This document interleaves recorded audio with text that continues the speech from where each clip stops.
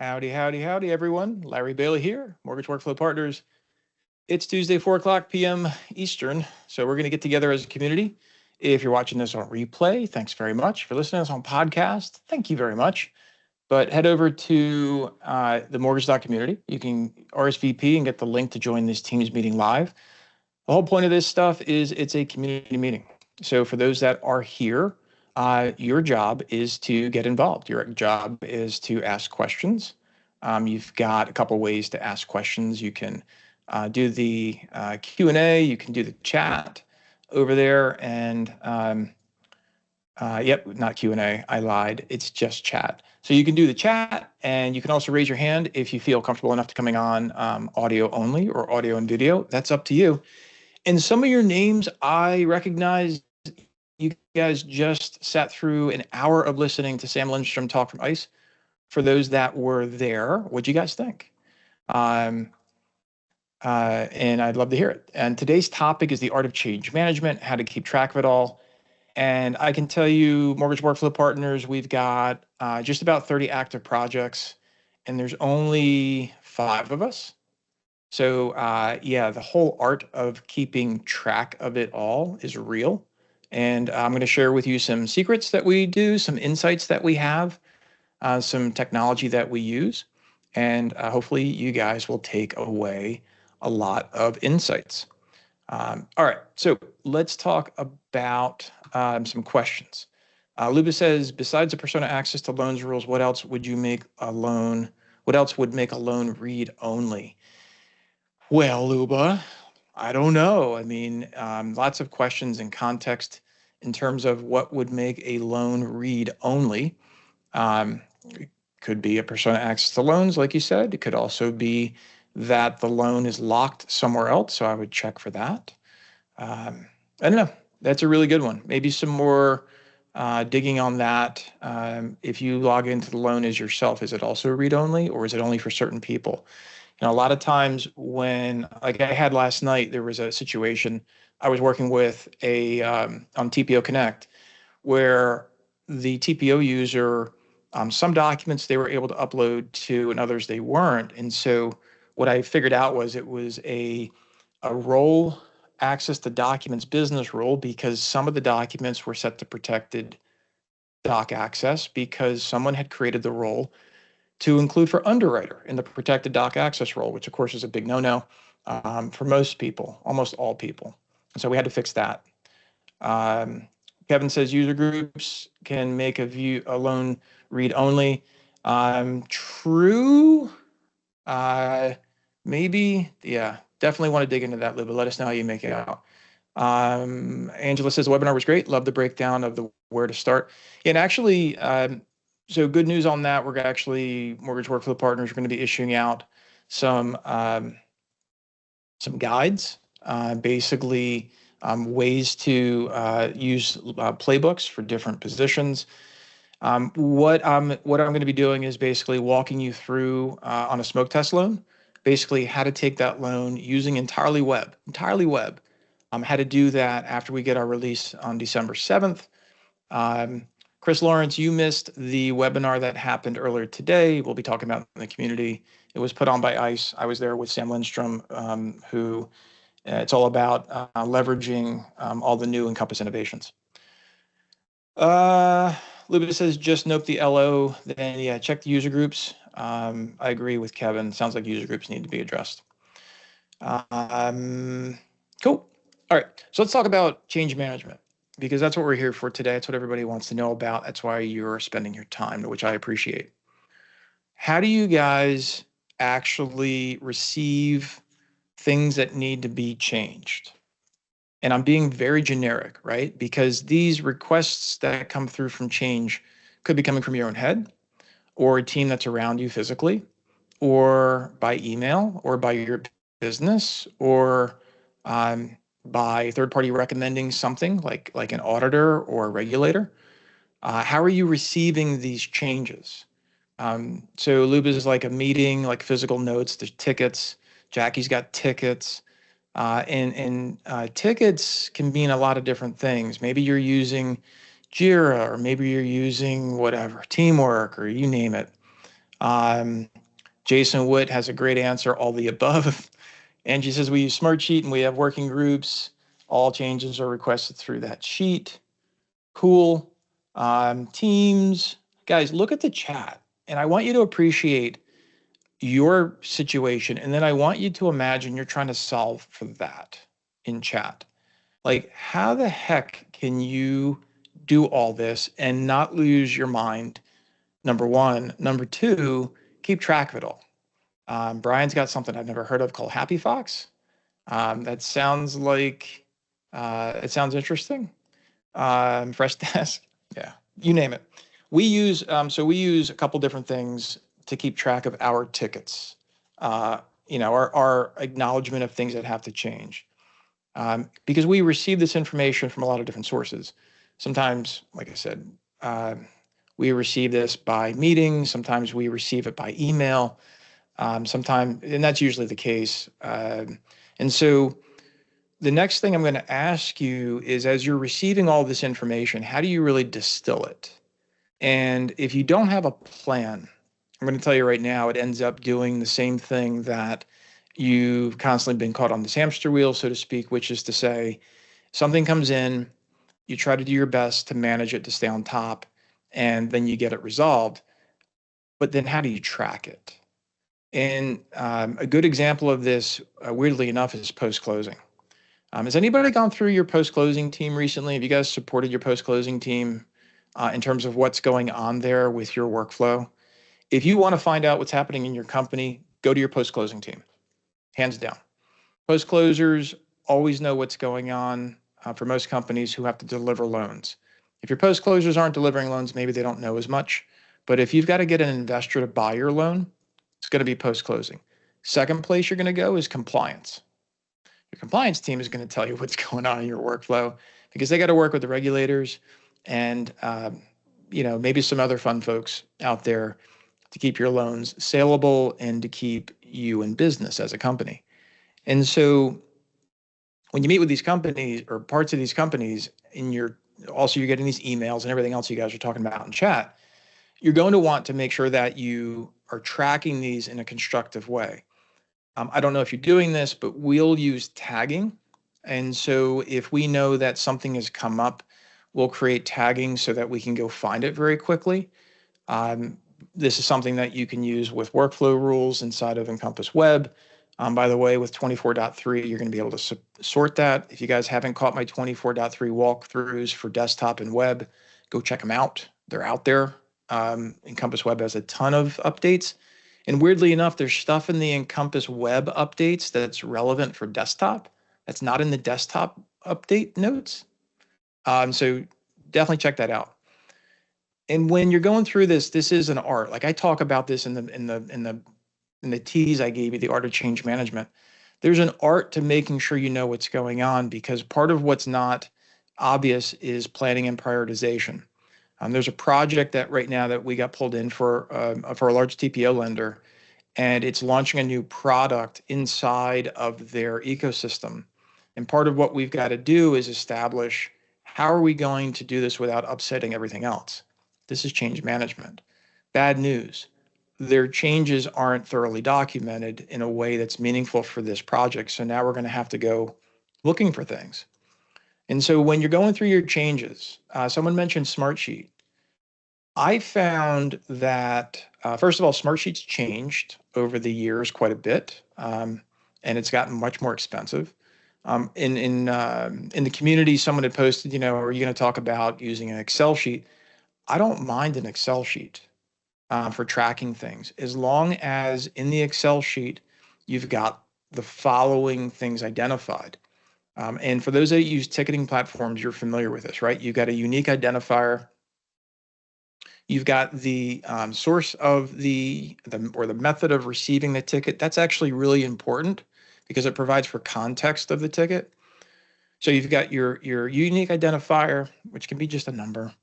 You've got your source of the ticket. You've got the person who made the request, right? Somebody made a request. And then you've got what the request is.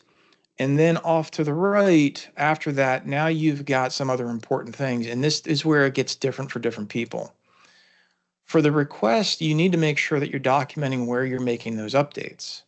So if you've got a pattern of promotion, whether it starts in test and goes to dev, or dev goes to test, or you've got QA, or you've got UAT, or you've got, or all you've got is production. The reason why this is important is because I want you to imagine it's 12 months from now and something is going sideways. You're going to go back to this resource and see what happened. If the only way you're trying to figure out what happened in your Encompass right now is going to the system audit trail, you're in trouble. How do I know this firsthand? Because we're the company that you call to go help you out of the mess that you're in because somebody else did something in your system and you can't figure out what they did. That's a problem. It's a problem. And so when you're documenting what's changing, you have to track it. You just have to. A couple of comments that came over while I was carrying on was Candace says they put all communication. It's related, and that's good if that supports it. If you're using Excel, sometimes that can be hard. So a lot of times with an Excel format, just like you use with Smartsheet, you have to use cross-reference tables. So whether it's a ticket ID or whether it's a link, like I use Basecamp, right? So we do a lot of links to the Basecamp because that's where all the work's doing, but we still want the ticket to be referenced to that. Smartsheet, you can insert images and attachments. You can do the same thing. I know, I don't know if they're on here, but Kirsten does OneNote for everything, and they put links and everything in there. Guys, whatever you're doing, make sure that you're always capturing the collateral for what's going into that ticket. Comment on here, let's see, for projects, Lubis says, oh, okay, Jason uses Freshdesk and puts links, that's great. Luba's got started listing a column for test and prod. Luba, good move. Scott says we've always used Track with Excel. We had to switch IT tickets. SharePoint system is to mirror that. So keep the comments going. I don't want to keep reading what I'm sure you guys can read on your own.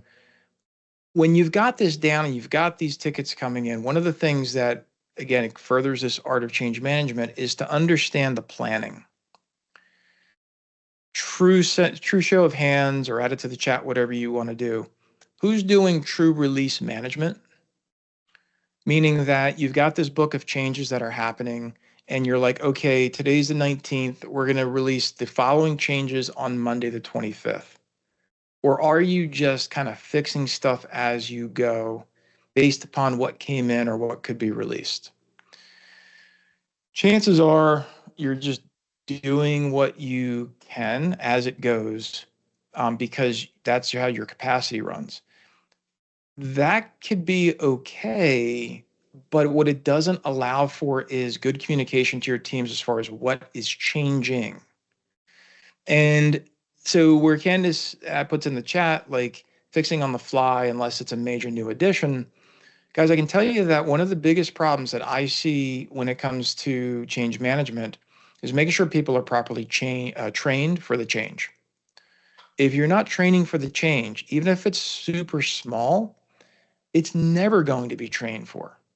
And I want you to take this one little change that's never trained for and then stack that up to all the other things that you're changing over the next year, 2 years, 4 years. And all of a sudden now, because nothing has been tracked along and nobody's been updated with what's changed, it's all word of mouth. So how do you deal with this? Some companies will take all these notes, all we're doing tracking, and they'll literally just screenshot or add it to an email and say, this is what changed last month. Or, this is what we changed last quarter. Whatever the case is, you'd be surprised how many people don't know what you changed, even if you thought somebody was going to train them, or even if you thought somebody was going to tell them. It doesn't happen. And so Luba says, well, no one reads it. There's a point where it's not your fault for people not reading, as long as you put it in there. So the idea, by the way, Visual Analyzer doesn't document everything, Brian, so please don't rely upon that as your source of change management at all. No third-party tool is doing that, none. So I'm not picking on Lender Toolkit. Nikolai's tool is great. It's done a great job over the last 10, 12 years, but it's not a change management platform. Neither is Kenzie Mays. Neither is Awesome Technologies Inc. or anybody else out there. I'm not picking on any one company, but that your technology is not your flow. Your workflow comes first. Then you worry about technology. So let's talk about that strategy, right? And so you've done this planning, you've got the tickets, you're fixing stuff as you go, you're trying to track it as best as you can, whether you're by yourself or with a team, and you're trying to plan this out for when things can happen. Now, what's your strategy? I'm guessing from what everybody's talking about, strategy is a secondary thought, right? And a strategy could be something as simple as, who do I know in my workflow or in my business that's going to be affected by this change? Sometimes when things happen, when team A makes a change request, and you're like, oh, that totally makes sense, it affects team B and C or D, right? And the idea is, when you're going through your change management, you want to understand, why are we making these changes? I can't tell you how many times when we go through and do a workflow review, and I ask the admins of why settings exist and why things happened, they can't tell me other than because the business asked. And I'm encouraging you, as a proficient administrator of your own system, if you don't know why the business is making a change request, you should stop. And you should actually ask them, why do we need this change? For those that have been with me in like meetings, or even if I've worked for you as a consultant, I'm really good at asking why. And the reason why I'm asking why is because sometimes people don't even know why they're asking for it. It could be for some new team that came on and they're like, oh, my other company, we did this. And I don't know why they talk that way, but that's the way they talk. And so you go through and you want to make sure you have a strategy for why you're doing this. Case in point is the webinar I just did earlier today with ICE was all about taking advantage of the new Encompass tools and workflows, things like that. And so if you're going to use Scheduler, I don't know, is Candace on here? Candace, you had some really good questions. Luba, you had some great questions on there. Angela, you had some good stuff on there. And I'm sure there were others. But the idea is, why do we want to make this change? What is our strategy? Jason calls out, he instituted a change control committee. Managers across the company attended the weigh-in on change requests. I think that's cool, because it gives an idea of the weight of the change and the strategy of the change and what's it going to do for the business. Again, just before this meeting, like minutes before this meeting started, we're working with a client to bring on non-QM. Now think about that change. A company that's never done non-QM, now they want to go non-QM. Everybody's light bulb should be going off right now of everything that's got to happen, right? You've got programs, you've got business rules, you've got calculations, you've got Mavent, you've got closing docs, you've got anything else, you've got ways of delivering those loans to certain underwriters, perhaps, because not everybody's qualified to underwrite a non-QM loan, blah, blah, blah, blah, blah, all this stuff. So what's the strategy of delivering that solution, that change request?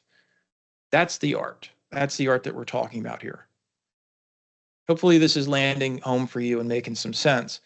Next on my list after strategy, after you figured this thing out, is to actually deploy. And again, for everybody that's on here, there's like 30 some odd people on here, right? It's 29 other people besides me. And for those that are watching, I'm sure this is for you too. Deployment is a wonderful idea when you have time that most of us don't usually have. We usually have deadlines. And so when we're focusing on things that have got to get fixed, especially if somebody's got a file in closing and they can't close it, or Luba's got a file that's view only, and she's like, what the heck is going on? Like, nobody else is having this problem. Why all of a sudden am I having this problem? Deployment might be like now, right? But it could also be something that you intentionally pause and wait. Show of hands, has anybody ever had the business ask you to make a change to something at the end of the month? And you go and do it because they asked for it. Next thing you know, you're getting screamed at because some other things are happening that were unexpected. And it's, oh, by the way, it's end of the month, right? Right? We've all been there.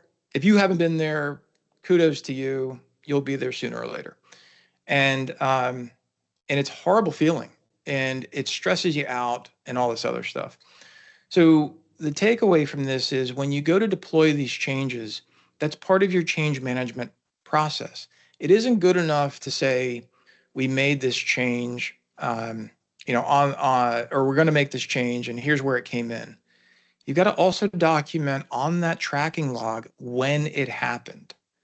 Do not rely upon the technology to give something to you. Guess what doesn't exist after the 999th day, assuming you listened to me and where I told you to update your system audit trail? That change of that business rule doesn't exist on the 1000th day in your reporting in your system audit trail because it's gone. I got news for you. We got 7 years. Anybody can come back on your loans for 7 years to find out why something happened. Not that it happens often, but it could. So that's well beyond 999 days. And that's why you always want to put a deployment date for what happened. When we are in Friday, I'm doing in a couple of days here, we're doing a webinar on, I built an AI engine exclusively for Encompass. It's called Mastering Encompass AI Helper. And within there is material and references that go back all the way to version 18, really, because there's things that have been deployed since version 18 that are still current. That's when they were deployed, and that's what we still use. So that's why, the AI engine will look for that information because that's the most recent on that topic. The idea here is that when you go through all of this work to make sure you know what's going on, put your deployment date on there that it went live. And if you end up having to redeploy, my suggestion is always take that as another change management topic. Don't just update the deployment date for the thing that you did. That's gone. That's out the door. If there's another change as a result of that, that's a new line item. It's a new event. So I'll leave that there. Hopefully, again, this is making sense. Last thing I'll talk about is a help desk. And the art of change management, again, whether you have a help desk or not, help desk is an amorphous term. It could be a group of folks that do like level 1 support. It could be something more intense for you. But the reason why I'm bringing up a help desk outside of an Encompass administration team is because a lot of times you might have somebody in between you and the user that is creating some sense of a telephone game of what's happening. You might not consider managers a help desk, but if they're in the middle between the user problem and you, technically it's a help desk. They're trying to troubleshoot issues before they get to you. And the reason why this is an important concept here is because if you're hearing about a problem from somebody other than the actual person, and it's not an obvious thing that you can address, if it requires more discussion, if you know that, if you can get a hold of the person who's actually experiencing the issue, please do that. It's one of the things that, again, when we get involved in projects, like I explained earlier, we'll hear from managers, we'll hear from owners, that kind of a thing. And I'll say, well, who's having the problem? And they'll say Johnny or Sally. And I'm like, all right, how do I get a hold of Johnny or Sally? And the reason why is because I want to speak to the person having the problem, because sometimes it's training, it's a training issue. Secondly, if it is a setting like Luba's issue was at the beginning of this call, we need to know which person is having the problem so we can start to do the research to back into the issue. As I related to earlier, as I described earlier in the call, when I discovered this role access to documents business rule issue for this TPOC problem, I went into the loan. I said, which loan is an example of having a problem? And I was able to figure out, working backwards into the problem, it was a role access to documents business rule problem, and I unwound it, and now we're fixed. So the idea is get the information firsthand. Do not, if you can help it, do not rely upon secondhand information or filtered information, because it is extraordinarily rare that you get 100% acuity on the problem if it's passed through any filters. So Luba says sometimes it's better to speak with the user. Sometimes they type in a help ticket. It's not what they mean. I couldn't agree with you more. And so I get this a lot with borrowers. Again, I don't know if you get to call your borrowers when they're having problems with whatever you're working with, having them interact with your loan file on a website. But every time I get a hold of a borrower, first of all, it's super cool because I miss talking to borrowers because I did that for so long. Secondly, it's a way to find out what's really happening. And it's a way for you to learn as an administrator for how you can go back to the beginning here of the list that I went through and actually start to figure out how you can make effective changes in what you're doing and how you're delivering your work to make it easier for everybody interacting with it. And so, yeah, speaking directly to folks who are having the problem, I advocate for always. So just to kind of go through again from a ticketing platform, what I've found over the years that work hands down. If you're using some of these, great. If you're finding that you're using technology that is just a pain in the butt, but it's what your company forces you to use, investigate how to use that technology to not be a pain in the butt. Some of this stuff is extraordinarily complex. Sometimes you can unwind the complexities by paring down what you're actually leveraging. So for us that are tracking change management, Excel, everybody has. If you're using Excel, please create an original document, assuming you've got Office 365. Share either a view-only link to the managers or to those that need to see it. I find that giving transparency to what's happening in the change management log is actually helpful because people can see what's going on live, and make sure only specific people can edit it. That's the first thing if you're using Excel. And if you're using, I saw Monday come up on the chat, and I saw some, we got Jira, Help Desk, Freshdesk. I use Basecamp.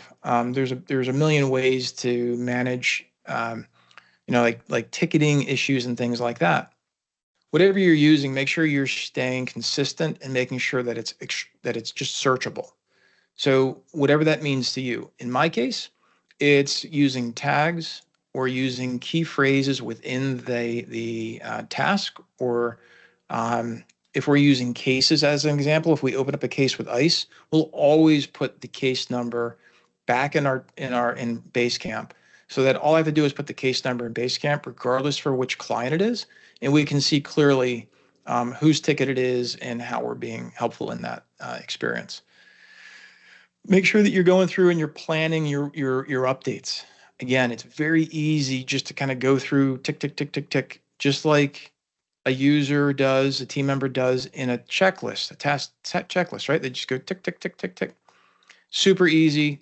And it's also an opportunity for making sure that you're not understanding the context and you're not providing planning. So make sure you provide the planning for the things that you're fixing. And at the very least, once a month, I'm telling you right now. So like October, look at everything you've done in your log, push that out to the management group and say, hey gang, by the way, this is what we changed in Encompass in October. FYI, just in case you didn't know what we did, this is what we've done. This will not only give everybody constructive notice for what happened, but it also feels good sometimes, especially if you handled a bunch of tickets in there and a bunch of hard work. It feels good to really express yourself and to say, listen, we busted our butts. Here's what we did. Make sure that when you do that stuff, though, you've got a strategy behind. So if you're a multi-channel company, meaning you've got retail and non-retail, maybe there's multiple channels of non-retail, make sure you've got an idea of how each of these changes impacts the others and spell that out. There's a tactical report method that you can use where it's literally just a PowerPoint. And I did this when I used to work at American Financial Resources. Every week we did a tactical report to the board of directors, and we described in our Encompass platforms, we had 5 different Encompass instances we had to support. We used Smartsheet. That's what we used at the time. And this was back when Smartsheet was pretty dumb. It was just an online shareable spreadsheet, really, that you could put attachments into. And it was totally kick-ass. It went really well, and it served our purposes perfectly. But we had a strategy of which tasks we were finishing based upon what needed to be done. We talked about it as a group. Somebody said they had a change committee. Who was that? Justin? Sorry. Jason, pardon me. Jason did it. And I appreciate that. And then the last 2 things, of course, are getting deployed and then talking directly to the people who are affected by these changes. I think if you put all of that together, hopefully today's been helpful for you to get some good ideas, get some good takeaways for what can be helpful. And I'd love to hear your feedback if any of this stuff actually changed the way you do things. I'd love to hear your stories. Hopefully they're successful. But if something failed, I'd always like to hear that too, to see how we can give you ideas to make it better. Guys, thanks for coming. That's it for today's episode of Art of Change Management. And look, hopefully, if you can make Friday's meeting where I'm unveiling the Mastering Compass AI helper, we can see what that's all about. And hopefully that can help you out even more. So you guys have a great rest of your day. Peace out. Be well. Thanks. Bye.